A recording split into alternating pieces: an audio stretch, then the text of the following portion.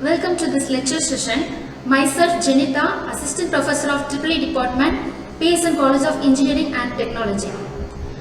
In this session, I am going to cover the topic of fundamental of electric drives. So in this session, I am going to cover the following topics. So the content is what is meant by electric drives and the basic element of electric drives. Next, factors influencing the choice of electric drives, classification of electric drives, selection of power rating, motor duty classification, advantage and disadvantage of electric drives, and the applications. So these are the topics we are going to discuss in this lecture class. So we can see each of the topic one by one. So first, what is electric drive? So what is drive? So you are seeing this drive in every day-to-day life activities. So you can see in many household appliances also and in industries also. So if any particular system that is employed or adapted for any motion control, then it is called as drive. So if it is employed by using any prime movers such as diesel, petrol, gas turbines, and electric motors, etc., then it is called as drive. So what is electric drive? So in electric drive, we are using electric motors as a prime movers. That is the system employed for the motion control by using the electric motor as a prime mover. So that is called electric drive. So here the main part of this electric drive is the motor. Motor is the heart of the drive system. But the motor alone, it can't serve as a drive. So the electric motor, in addition to the control parameters, that is called as electric drive. So in example in many household appliances, you can use air conditioner and washing machine. These are the household appliance example. So these are the applications we are using the electric drives. So in any industries, that is textile mills, compressors, etc., conveyors. So these are the applications of electric drives. So that is robots, washing machine, pumps, fans, textile mills, etc. These are the applications of electric drives. So it has many advantages. That is smooth speed control is possible. So that is it is available in wide range of controlling. Then it has a more flexible characteristics and it operates in all the four quadrants of the speed torque plane. So that is the main advantage.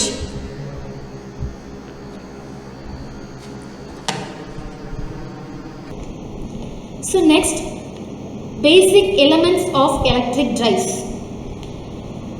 So otherwise it is called as block diagram. The block diagram of electric drives. So this is the block diagram of an electric drive. So what are the basic elements available here? So this is source, power modulator, motor, load, sensing unit, control unit. So these are the basic element of electric drives. So in this, motor is the main component of drive. So it acts as a main part, that is heart of the drive.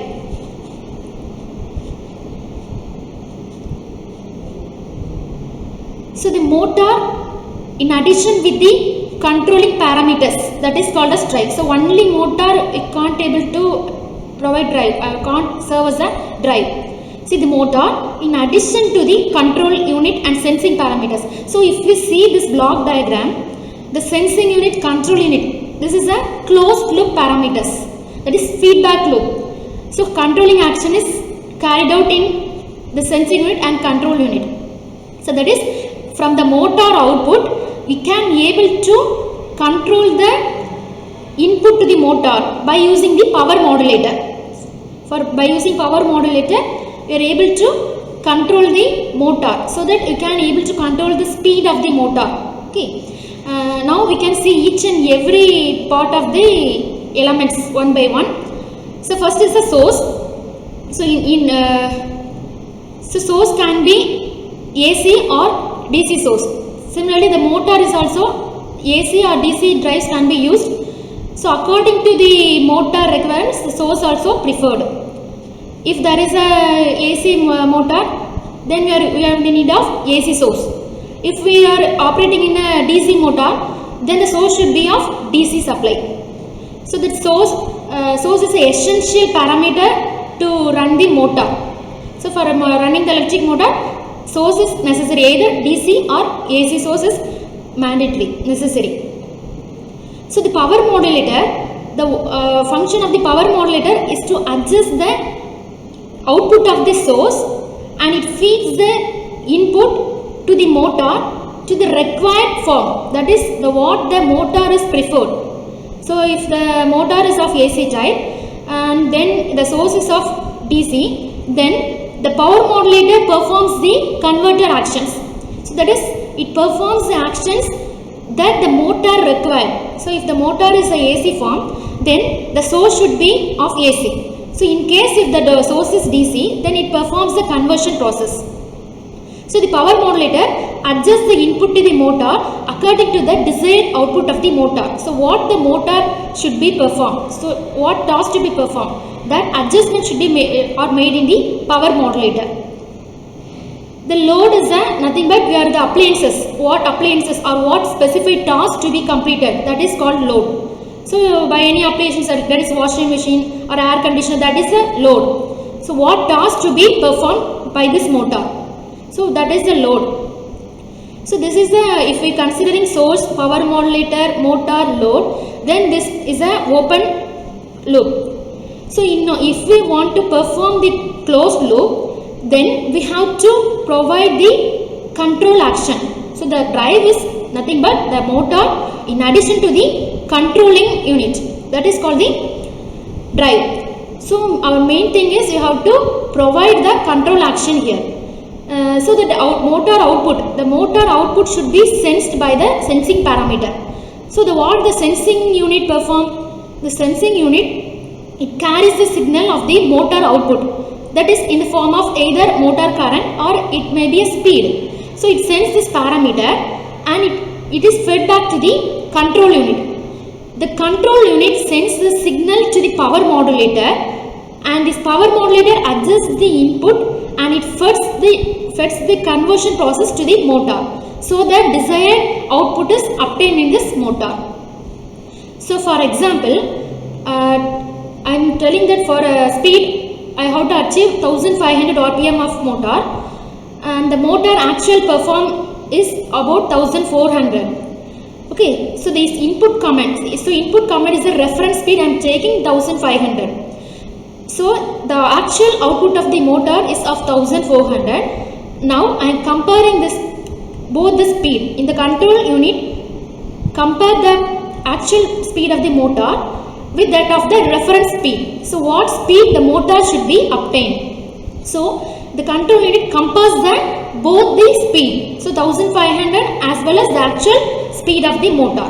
So if compare, what happens, there will be some error signal. So 1500 and 1400, so around 100 RPM is difference. So that is of positive error. So this adjustment should be carried out. So I have to run the motor about 1500, but the motor is of 1400.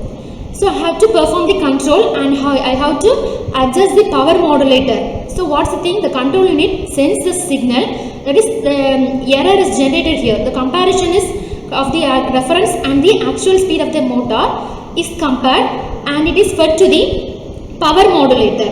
So what the power modulator does now? The power modulators adjust the input to the motor so that the motor can be obtained at desired speed of 1500. So the power modulator adjusts the output of the source and it feds the input to the motor according to the motor's requirement. So this is the block diagram. This action is performed by every element. Now we can see each and every element one by one in detail. So we can see one by one the basic elements and their functions also we can see now. So first element is source. So we know that source is an essential part to run the motor. So for every motor the source should be essential, that is either maybe DC or AC supply. So according to the motor type, so what motors we are preferring? If we are preferring DC drive, then we are in need of DC source. If we are need AC source, then AC motor we are running. If you are running AC motor, then we need AC source. So in India we know single phase and three phase supplies are of 50 Hz is easily available, and every motor has a different ratings. So according to our applications, we can choose our motor parameters. So if we are in very low power drives, then we are generally in need of single phase source. If any low power drives are used, then we can use the single phase source, and whereas in other way, if we need more power ratings, then we have to prefer for three phase source. So according to the applications, we are choosing our source. So in low and medium power motors, that is fed from the 400 volt. So for low ratings, that is low and medium power ratings of motor, it is preferred 400 volt. So for higher ratings motor, then it may be rated at 3.3 kV, 6.6 kV or 11 kV. Then other than that, so if some other drives are operated by DC source, then it may be required battery that may range from 24 volt, 48 volt, 110 volt, etc. So this is a DC drive. Some other drives that is operated by batteries, it may range from 24 volt to 110 volt. So the source are preferred based on the motor requirements, based upon the applications of the motors. So what motors we are preferring, or what motors we are choosing. So based upon this motor, we are preferring the source. Okay. Next, it is a power modulator. So what is power modulator? So already I told that power modulator is essential. It is an adjustable one, that is it adjusts the source to the preference of the motor. So what the motor is preferred, or according to the requirement of motor, the power modulator adjusts the source. So that is, the power modulator regulates the output power of the source. So this the output from the source that can be regulated, that can be changed or adjusted or regulated according to the motor requirements. So it controls the power from the source to the motor in such a manner that the motor transmits the speed torque characteristics that required by the load. So depending upon the load and depending upon the speed torque characteristics and the requirement of motor, it can able to control the source. Okay. So that is, for example, in transient operation. What is transient operation like starting, braking and speed reversing? So that time excessive current is drawn from the source. What happened? Now this excessive current drawn from the source, it may overload. So it may overload or it cause a voltage drop. Okay. Hence, what the thing, this should not be allowed to the motor. So it cannot be fed to the motor. So you have to limit this, or you have to prevent this, or you have to restrict it. So what the thing, hence the power modulator performs this action. So the main function of the power modulator is to restrict the source, and it allows the permissible value of the current that the motor requires. So what current or what range the motor prefers, it allows that permissible range only. So in case of any starting, braking or speed reversing, excessive current can be drawn from the source. This excessive current, it may overload or it can cause a voltage drop. So the power modulator should prevent this, should restrict this or limit the current. So the power modulator adjusts the source and it feeds the input to the motor according to the requirement of the motor. So this is one function. This is one of the main function. And next function is the power modulator converts the energy according to the requirement of motor. So also it performs the energy conversion. That is, if you are using AC drives, that is AC drives induction motor we are using. If you are preferring AC drives, then the source should be of AC. If the source is DC, then what happens? We have to make conversions of the DC drive to the AC drives.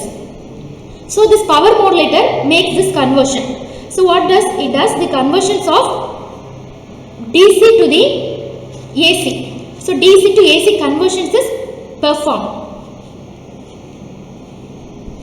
Similarly, if the DC drives are used and the source is of AC, then that power modulator should convert the AC source to the DC source, because the for DC drives we are in need of DC source. So the power modulator adjusts the conversion and it makes a conversion of AC to DC conversion. So that rectification process is carried out by using semiconductor devices, thyristors or diodes. We are converting the energy conversions. So it also selects the mode of operation of the motor, that is motoring or braking, what operation to be performed. So that modes can also be selected. So the power modulator, what is the function of power modulator? The power modulator functions as the adjustment or regulator. It acts as a regulator, and it may first function, you can able to convert the energy in one form to another form, either DC to AC or DC to AC to DC. Any conversions is performed, and any mode of operation also can be carried out, that is motoring or braking or any activities are carried out. Any mode of operation can be performed. In another way, in third function, during transient operation, and if any excessive current is drawn from the source, then the excessive current should be prevented to feed to the motor. So prevented from entering to the motor. So how to prevent this? So the excessive current also can be restricted by using power modulator. So finally it controls the main part of the power modulator is it controls the power from the source to the motor in such a manner that the motor transmits the speed torque characteristics required by the load. Then what are the conversions can be carried out in power modulator? Either you can DC to AC conversions can be carried out, or AC to DC. So if AC to DC conversions, then it is called as rectified process. So this rectification process, it is carried out by power semiconductor switches, that is diodes or thyristors. Similarly, AC to DC conversions can be carried out. So that is, it perform the inverter actions, and DC to DC conversions also possible. So DC to DC conversion means chopper, that is fixed DC supply can be converted to variable voltage. Okay, so fixed DC can be converted to variable DC supply. So that conversion also can be carried out. Then cycloconverters, that is AC to AC conversion also can be carried out. The AC to AC conversion means the fixed AC voltage and frequency, it can be converted to variable frequency and variable voltage. So these are the conversions can be carried out in the power modulator.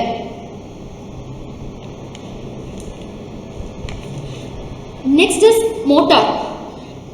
So already I told that motors can be AC or DC. So according to our applications, we can prefer we can select the motors.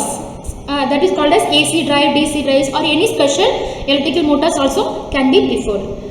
So in DC motors, we can now see the classifications of the motors. What are the motor classifications? We can see now. So that is, first is DC motors.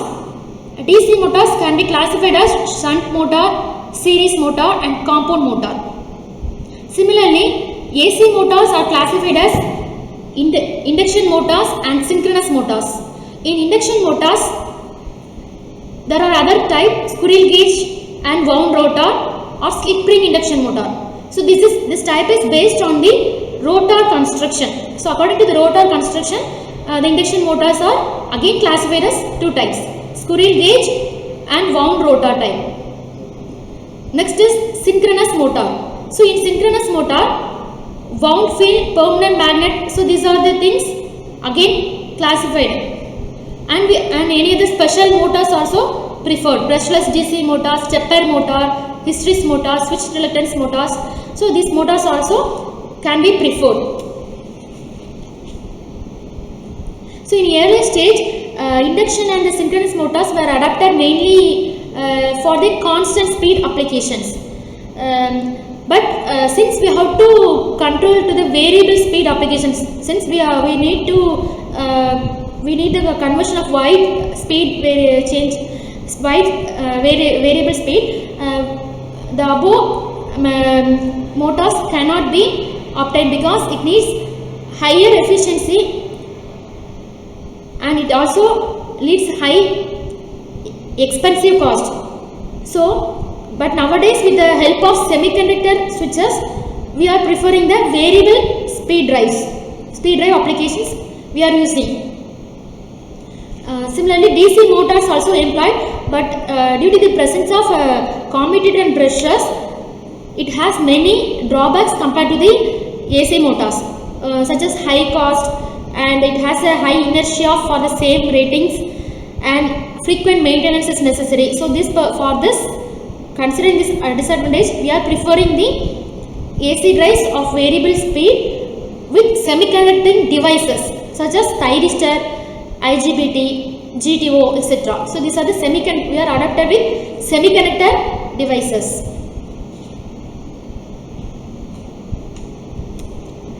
Next, load. We know that load is employed to perform the specific task. Okay. So that is the motor, it is coupled to the load. The load should perform the specific task.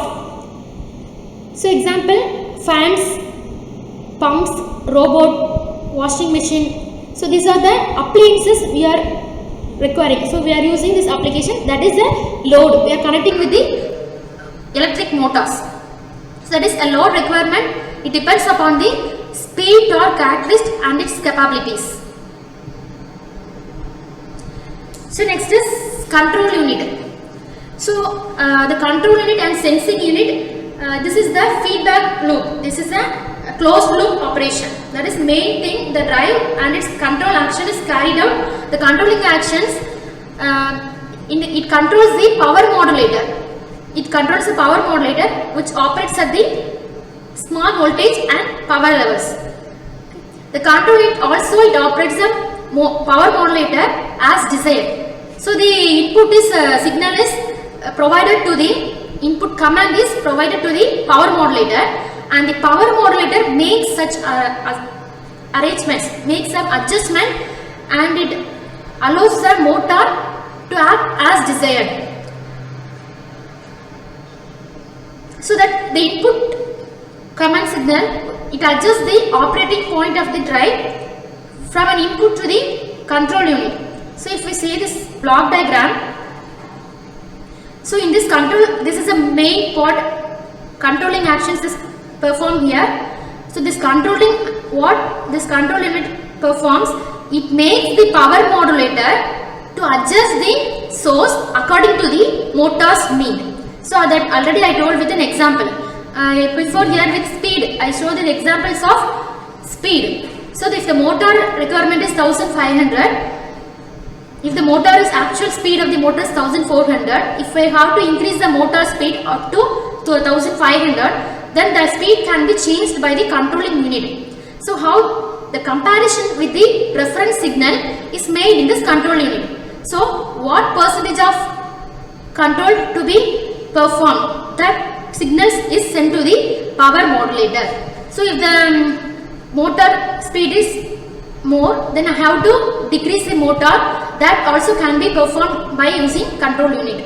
So if this control unit makes the error percentage and this error signal is sent to the power modulator. So finally the control unit controls the power modulator. So the control unit controls the power modulator, and this power modulator adjusts the source according to the motor.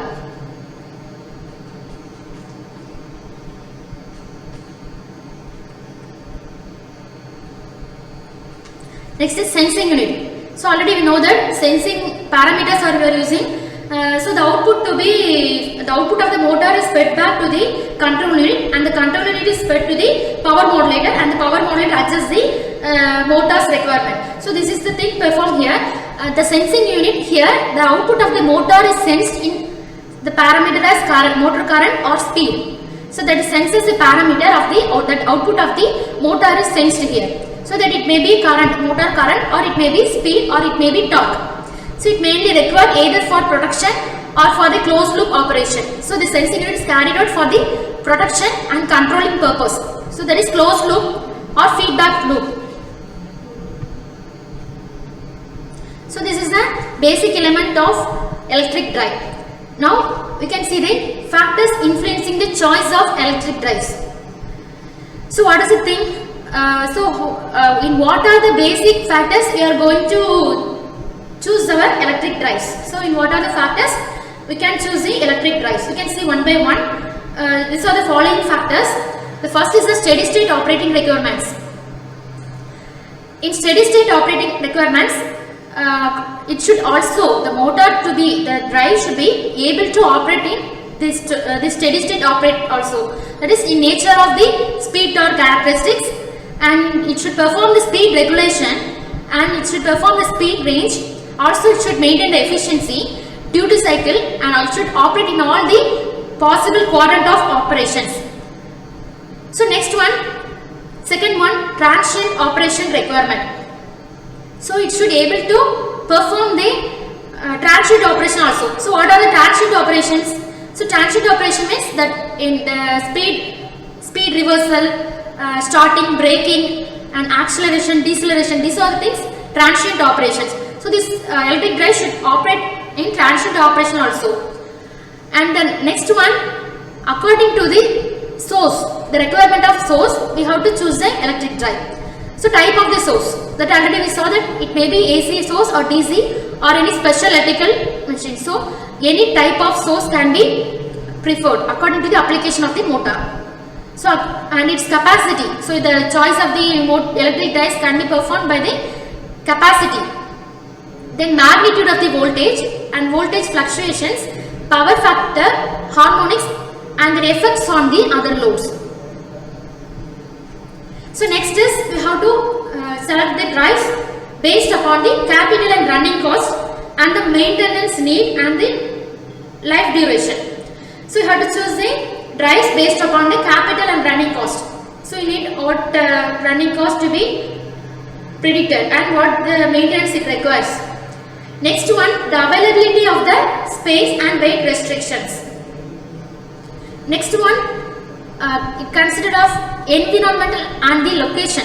So in what environment we can, the electric drive can be operated, and the what location can be, the drives can be preferred. So based upon this we can choose the electric drive. Next one, reliability. So the motor, we have to, based upon the applications and the reliability, the drives can be selected. So these are the factors considering for the choice of electric drives. So that is steady state operating requirements, transient operation requirements, requirements that related to the source, capital and running cost, maintenance need, space and weight restriction, environmental and location, and reliability.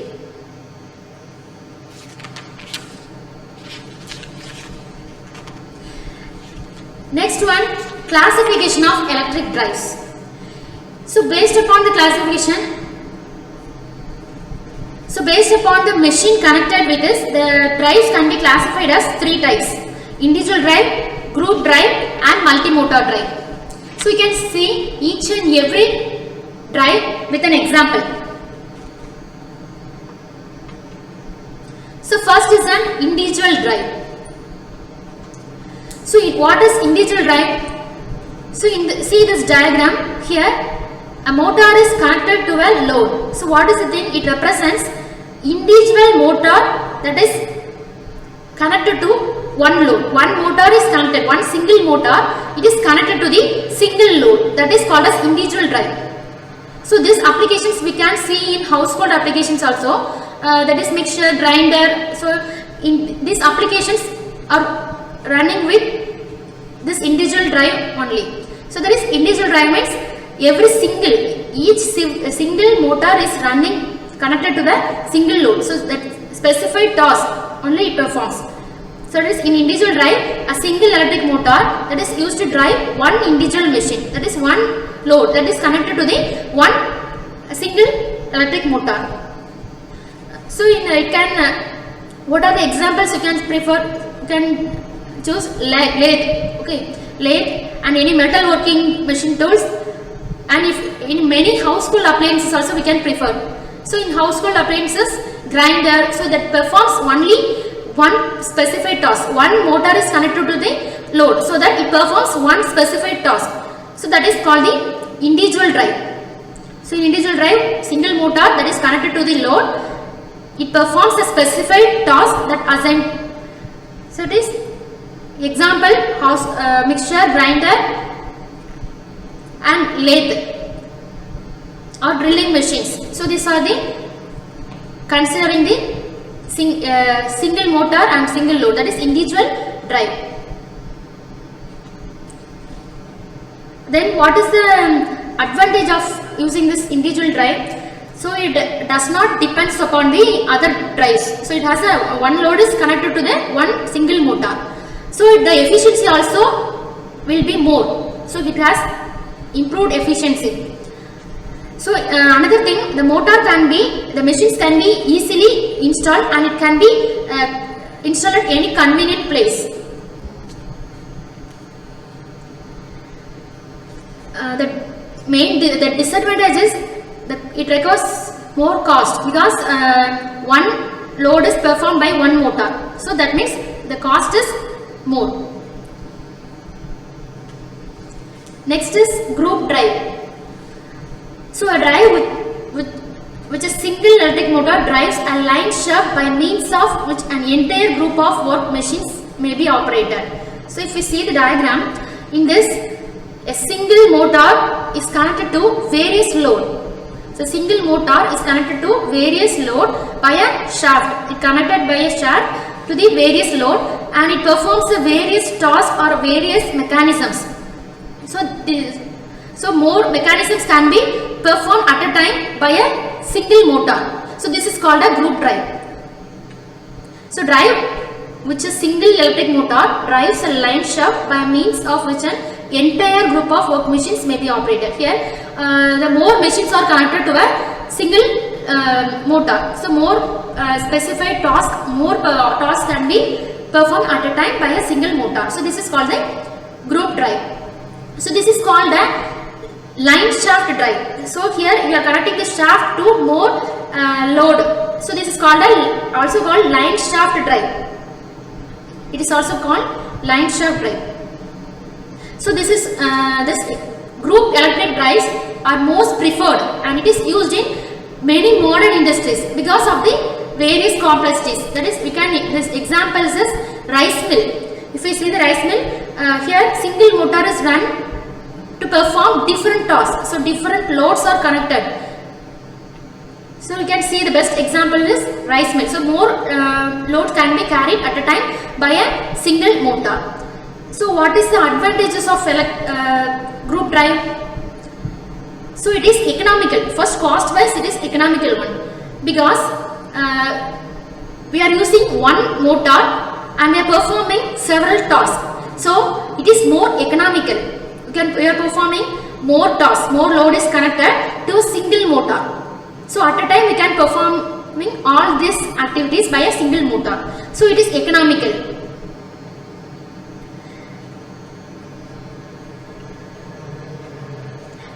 But the disadvantage is, so what is the disadvantage here? The disadvantage is, so if a motor get fault, then all those performance will be stopped at a time. So it leads to shutting off all those load. All the drives will be stopped. So it affects the all other loads also. Then the efficiency is poor, because we can't say that all the loads are operating at a time. Sometimes some loads may not be operated, some mechanisms may not be operated. So what happens then? Then the motor will be operated, but some motors may be stopped, so that time power loss may be occurred there. Okay, so that time if power loss is more, what happens? Efficiency will be low. So at the time the efficiency will be low. So this is the disadvantage of the group drive.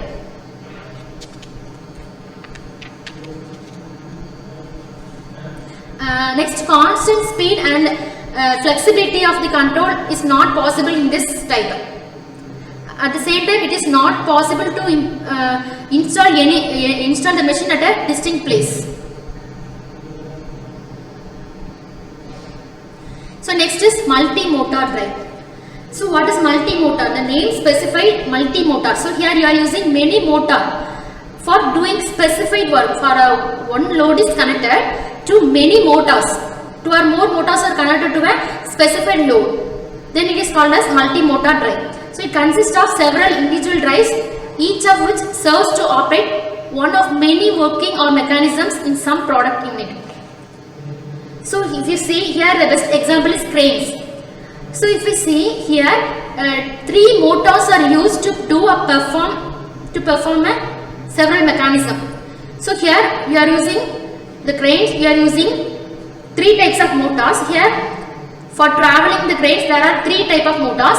So one for hoisting, the one motor is made for hoisting, and another is provided for the long travel motion, and the third one, another motors for the cross travel motors. So the crane is the best example for this. So if the 2 or more motors are connected to a specified load, so one load is connected with many motors are connected to the single load, then it called as a multi-motor drive, and the best example is crane. So what is the advantage? So advantage is it is more efficient, and because more motors are used here, but at the same time the disadvantage is it is more cost, because it requires 2 or more motors for performing one operation, one mechanism. It requires more motors to be performed. So that is the one it requires. So cost is high.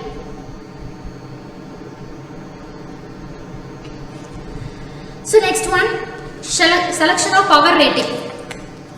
So for every particular applications, proper motor rating should be selected. So what are the basic factors we are required for the selection of power ratings?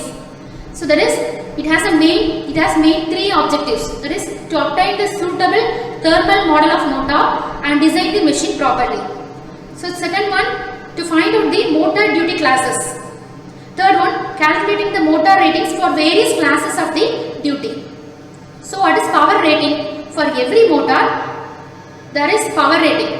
So how to choose the power ratings? So if we choose the low power rating instead of high power rating, if we choose low power rating, then there may be chance for the overloading. Then there may be chance for overloading, and it requires frequent maintenance, and the protection and reliability also decreases.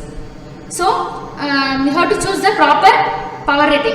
Then what happens if we choose high power rating in case of small power rating? So if the rating needed for the drive is low rating, but in this case, we are using high power rating, what happened?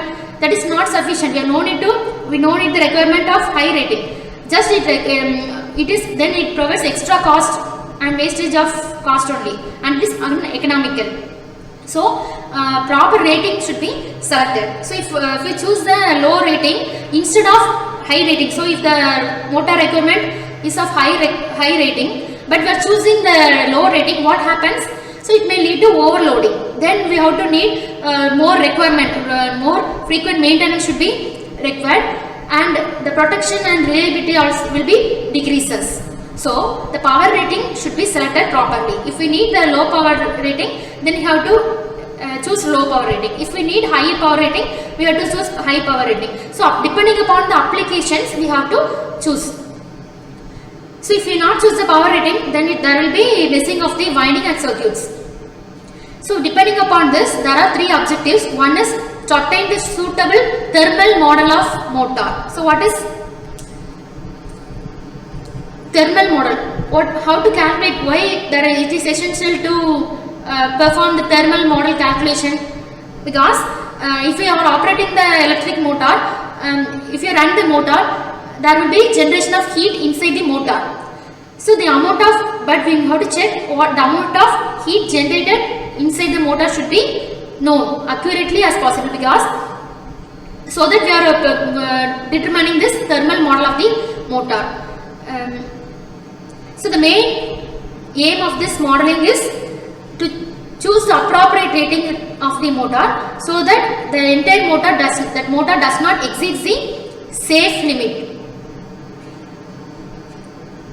So you have to perform the thermal model. So the amount generated inside the motor to be calculated. So that calculations are determined in this thermal modeling of motor.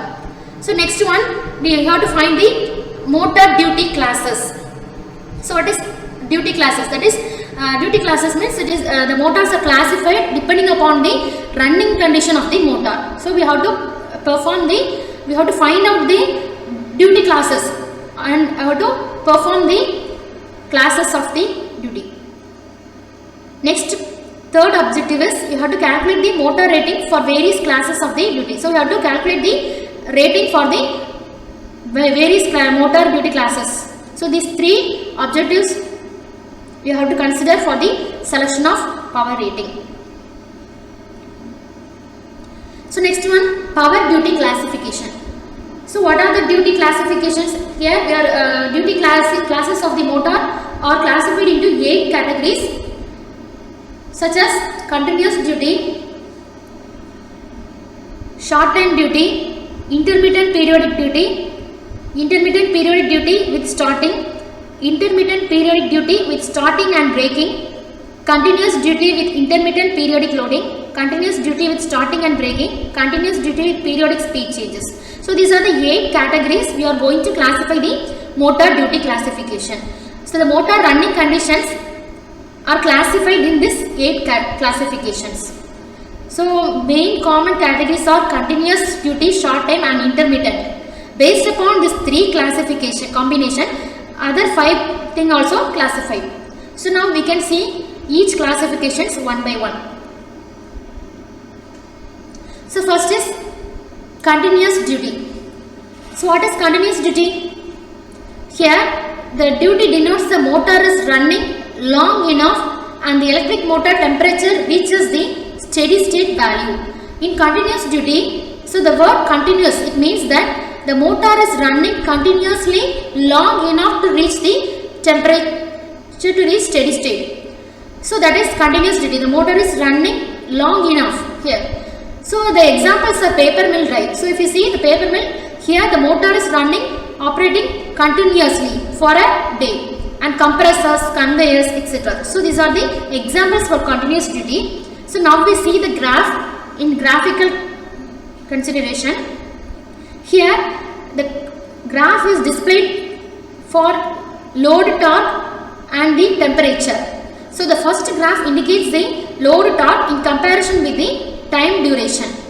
So if we see in this duration, we are considering the constant load, the TL it denotes the load torque. The load torque is constant throughout the time period. So next graph indicates the temperature, heating temperature. So here if we see the motor is running throughout the time. So here I am indicating with a constant load. Constant load is carried out here, and the motor is running throughout the time. So what will be the heat generated then? Then the temperature will be, so if the motor is running throughout the time, first initially the motor will be, temperature will be 0. So when the motor starts running, then the temperature will be raised. So the temperature of the heat is generated in the motor is raised, and at particular time duration it reaches the steady state, because the motor is running continuously, and in specified time duration the motor achieving the steady state period. So if we see this temperature rise, initially the temperature is 0, and as the motor is running, the temperature increases and it is continuously operating, and the load torque is also constant, so it may be at particular time duration it reaches the constant state, that is it reaches the steady state operating point. So this is the continuous duty. The motor in continuous duty, motor is operated continuous long enough, the motor reaches the steady state region. So if we see, this motor is operating continuously and until it reaches the steady state, so it reaches the steady state value. So this is called continuous duty. So the example is paper mill, compressors, conveyors, etc. Next, short time duty. In this motors, the operation of the motor is very low and the heating time is much lower than the cooling time. So here the motor reaches to the ambient temperature before operating again. So if we see this graph, so here same graph we are comparing with the load torque and time duration and the temperature and the time duration. So if we see the comparison, so here the torque is the load, here the load is, the motor is operating for a particular time duration. If we see for per day the motor is running only short duration, so our resting time is more, the motor resting time is more compared to the operating time of the motor. So this is the operating region, so the motor is operating for only some particular time duration only. So what happens now to the temperature? So here the cooling time temperature will be more compared to the heating time duration. So if because the motor is running only short duration, so the temperature is raised during the running of the motor, but it is as it is a very short duration, again it starts to cool down because the motor now begins to rest position. So now the motor temperature also decreases because the motor is now in rest condition. So the temperature decreases and it reaches the cooling temperature, so ambient temperature. So here compared to the heating time, cooling time is more. So example, so these motors are used in train drives, so many household appliances, wall drives, etc. So in household we can prefer grinder and mixture. So this, because these activities are carried out only specific time duration, so we are not going to operate the motor for long duration, only for a particular time duration only these applications will be carried out. So the best example is household mix. We can take it washing machine, mixture, grinder, so many household appliances we are using only short time duration.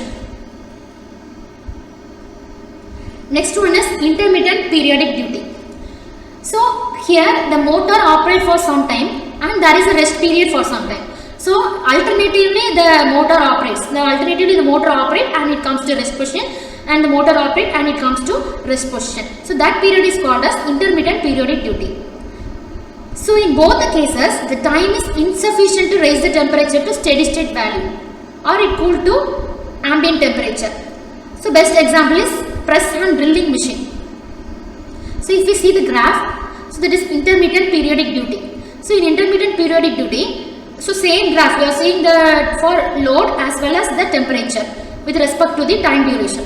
So this is the intermittent. So in intermittent what carried out, the motor is operating for some time, then the motor is in rest period for some time, then motor is operating for some time and it is in rest position and operating. So alternatively the motor is operating, and it comes to rest and again it's operating. So this time period only it called as intermittent periodic duty. So similarly if we see the graph for the temperature, so when the motor is operating then the temperature will be increases. So if this is the running time, this is the operating time of the motor. So when the motor operates, then what happened, the temperature of the heat inside will be increased. So next the motor will be in rest position. So what happens now, the motor will be, it will gets cooling, so the heating will be decreases, so it gets to cooling state. Again the motor gets operated, so the heating, there will be heat generated so that it will be, temperature will be raised. Again for rest position, the motor will be in rest position, so the temperature will be decreased, that is it comes to cooling state. So like that, alternatively the temperature will be increase, decrease and increase, decrease. So what happened, it does not reach as the steady state. So it does not reach a steady state. Before reaching the steady state, it comes to the cooling point, and before comes to the cooling point, it again increases the heating time. So it does not reaches the steady state in any condition. In any time it doesn't reach the steady state. Neither it reaches the steady state of the heating, or it reaches the ambient temperature of the cooling. So heating and cooling, it never reaches the steady state. So this is called the intermittent periodic duty. So that is the example is press and drilling machines. So the press machine and drilling machines, we are not operating continuously, but we are operating alternatively. But we are using the machine and we are stopping, and we are using and we are in rest position. So the best example is press and drilling machine. So now depending upon we already saw continuous duty, short time duty, intermittent duty. So based upon now intermittent periodic duty combination, we are going to see other three types. So that is intermittent periodic duty with starting. So what is the thing here? We know already, we know this intermittent periodic. Intermittent period means there will be alternative, that the motor will be operating and there will be rest time duration, and the motor will be operating and the motor will becomes to rest position. So like this, that is meant by intermittent periodic. So in intermittent periodic with starting, here the starting conditions of the motor, the motor requires some starting case. Here starting, we are considering starting case, then running condition of the motor, then rest. Again starting, running and the rest. So if we see, it's the starting condition cannot be ignored. So at the starting temperature there will be generation of heat that cannot be ignored. So if we see at the starting period, there will be heat generated. So there will, so the temperature will be increases, and again it start reducing. The motor comes to running and the temperature decreases, and the rest positions it comes to the cooling state, and further it increases. Further the temperature is rises, and the temperature reaches to ambient cooling condition. In this condition also there is no steady state condition. So it does not reach us any steady state because it is intermittent. So intermittent, it cannot reach steady state. So if you see in this type of duty, there is a period of starting that cannot be ignored, and there is a heat loss at the time. So during the starting condition of the motor, there will be heat loss at that time. Then after that, followed by there is a running period of the motor, and further there will be rest period. So here also there is not adequate to attain the steady state temperature because this is intermittent. The motor is running, starting, and it comes to rest. So simultaneously, the alternatively this periodic duty goes on. Okay, so that it does not reach us the steady state temperature. So what are the applications this type of motor is preferred? It is preferred, the motor duty class is widely used in metal cutting and drilling tools and mine hoist. So these are the applications we are preferring intermittent periodic with starting. Next condition is intermittent periodic duty with starting and breaking condition. So you are considering here both cases, starting condition and breaking condition. So in this condition, in this type of drives, the heat loss will be occurred during the starting condition and the breaking, that cannot be ignored. So what are the periods? Then it will be followed by starting period, running period, breaking period and rest period. So additionally we are considering the breaking period. So in this period also it does not reach the steady state because the temperature rises until the motor is in operation, because the starting and breaking condition the heat will be generated and it cannot be avoided. So that will be that heating, the temperature increases, and during the rest position the temperature decreases. Simultaneously then during starting breaking the motor, the temperature increases. So here also it does not reaches the steady state. So the intermittent means it does not comes to the steady state. So there are, what are the periods are available? Starting period time and operating period, braking period and resting period. So but all the periods are too short. Here also all the periods are too short, so that it never reaches the steady state duration. So these techniques, what are the conditions it is used means billet mill drive, manipulated drive, mine hoist. So these are the applications this type of classes motor duty is preferred. So now already we saw intermittent. So main classification: continuous duty, short time, intermittent duty. The intermittent duty, again we saw the three possible ways. That starting and braking condition, we saw the three types. Now we are going to see the continuous duty with intermittent periodic duty.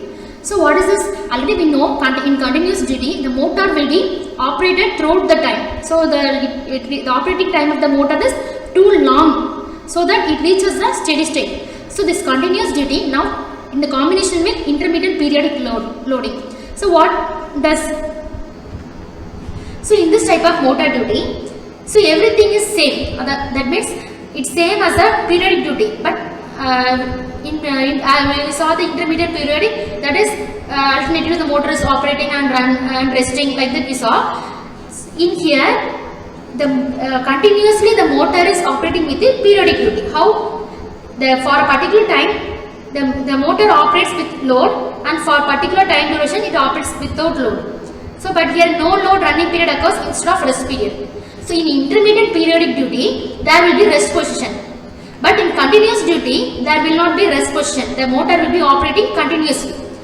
So we are going to combine these two. So in intermittent there is no there is rest period, but continuous there is no rest period. So in how we compare means, see here the motor is running continuously. Continuously the motor is running for some duration, and it other duration compared to the rest position, instead of rest position it running with a no load period. So alternatively the motor operates with load and without load. So like that the motor will be running alternatively. So here examples is pressing and cutting machines. So these are the examples for the continuous duty with intermittent periodic loading. Next is continuous duty with starting and braking. So it also has a similar as already we saw the intermittent duty with starting and braking. So similarly here we are seeing with the continuous duty. So in intermittent periodic duty there will be rest position, rest condition, motor will be at rest condition, but in continuous duty the motor will not have rest position, rest period. We did not have the rest period. So it is, but it's similar to the intermittent only, but there will be no resting period. So what are the periods available? Starting time, then it comes under running condition, then braking, and there will be no resting period because it is operating continuously. Continuous duty means there will be no rest period. Intermittent means it has a rest period. So next, the main applications of this main drive is blooming mill. So blooming mill is the best example for this continuous duty with starting and braking. So next type is continuous duty with periodic speed change. So in this type of motor duty, there are different running periods at different loads and speeds. So that different speed changes can be performed in this category. So as there is a continuous duty, there will be no rest period. So that there is no rest period, and all the periods are too short to attain the steady state temperature. But this is also continuous, but this has no rest period, and it has to considering different running period, but different running period this is too short, so that does not attain the steady state temperature here. So only thing, the continuous duty it reaches the steady state, all other thing it is, so all other it is too short to attain the temperature to the steady state. So these are the 8 possible classification of the motor duty. So motor duty means the running condition of the motor. It is classified as 8 categories. So next you can see the advantage of electric drives. Now we are at the end of the session. So we are going to see what are the advantage, disadvantage and applications. So what are the advantages of electric drives? So the electric drives a very large range of torque, speed and power. So it can be able to operate in any speed changing and any torque, because it has a wide range of control. Next one, the working is independent of the environmental conditions. So it can be operated in any environmental conditions. It can be operated, the drives can be operated in any field. So that is, it is independent of environmental condition. Next one, the drives are free from pollution. So it does not have any pollution and it does not harm the environment. So it is free from pollution. Next, the electric drive operates on all the quadrants of the speed torque plane. So if you see the speed torque axis, there will be all possible 4 quadrants will be, the drives will be operated. That is forward motoring, reverse motoring, forward braking, reverse braking. So this like 4 quadrants also, the speed torque, all the 4 quadrant operation also, the drive can be operated. So the drive can easily be started and it does not require any refueling. So drive, it can be started at any time and it does not require any refueling. So it does not require the refueling. So this is one of the advantage. Then the efficiency of the motor is high, because the losses of the motor is losses will be very less. So if the losses are less, then the efficiency will be increased or efficiency will be high. So these are the advantages of electric drives. Next, what are the disadvantages of electric drives? So this application of the drive is limited because it cannot be used in place where the supply is not available. So already I told that the source is an essential one, because for a motor to be operated, source is essential. If there is not adequate supply, then we can't able to drive the motor. So we need the power supply. So if there is no power supply, we can't able to drive the motor. And here it causes noise, the motor drive noise, so that is one disadvantage. And the initial cost is high, the capital cost of the installation is high, and it also has a poor dynamic response. Then the output power obtained from drive is low. So if any breakdown of the conductors or any short circuit, then the system may damage, and due to this it affects the other loads or anything connected to this. So it causes the shutdown or several problems may arise. So this is the drawback of the electric drives. And this is applications. So what are the applications? As I already told that applications, drives are found in many applications. So day to day life we are using the drives, as well as in many industries also preferring the drives. So what are the main applications? So electric drives are widely used in the number of industries and domestic appliances. We are using in the industries and household appliances or domestic appliances. So what are the applications? That is, in transportation systems, these drives are preferred.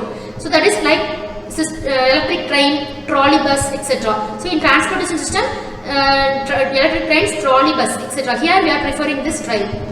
Next, in industry side, we are using the rolling mill, paper mill, textile mills, machine tools. These are the things in industry side we are preferring the drives. Next, fans, pumps, robotics. Then in household appliances we are using air conditioner and washing machines, etc. So these are the applications of the electric drives. So before the end of the session, we just summarize the point we discussed in this session.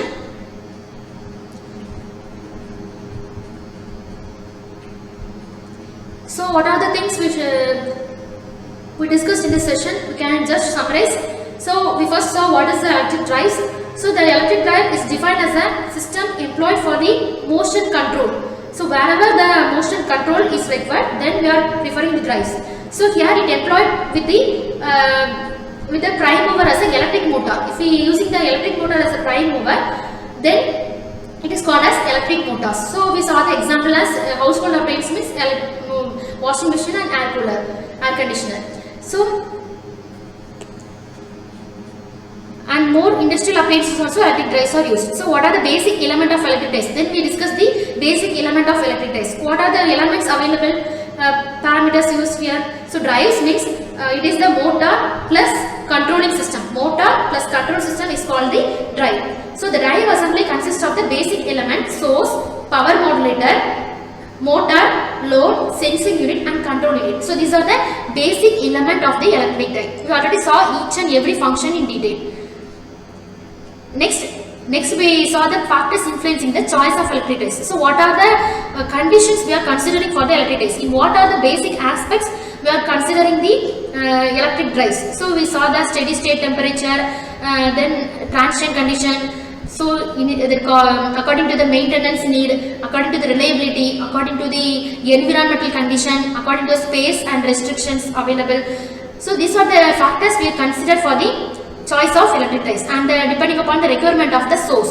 So these are the factors we discussed inside. And the classification. Similarly, the motors are classified as 3 types: individual drive, group drive and multi-motor drive. We saw each and everything and the applications and the advantage disadvantage also we discussed. So in the individual drive, what happened? The single motor is connected to the single load and it performs a certain task. So in group drive, what happened? In group drive, a single motor is connected to the different load, that it performs the different mechanisms. Multi-motor, what happened? Many motors, 2 or more motors are connected to the single load. Here for a single load, we are operating the many motors are operating. So that is called multi-motor drive. And the selection of power rating. Already we discussed how the motor rating, for motor power rating, how the selection should be made. That also we already saw. So in the basis of thermal modeling, so you have to find out the thermal modeling consideration.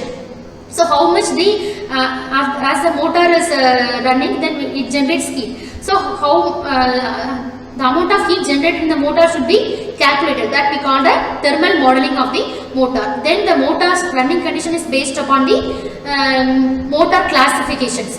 So already we saw the motor classifications also. So how to select the rating? If we select low rating instead of high rating, then what happens? So it may lead to overloading. Then we show frequent maintenance should be carried out. So we saw how to select the power rating. Then we saw the motor duty classification. Here there are 8 classifications. We saw each and every classification with a graph, and we also saw the advantage disadvantage of electric drives and the applications of the drives. So from this,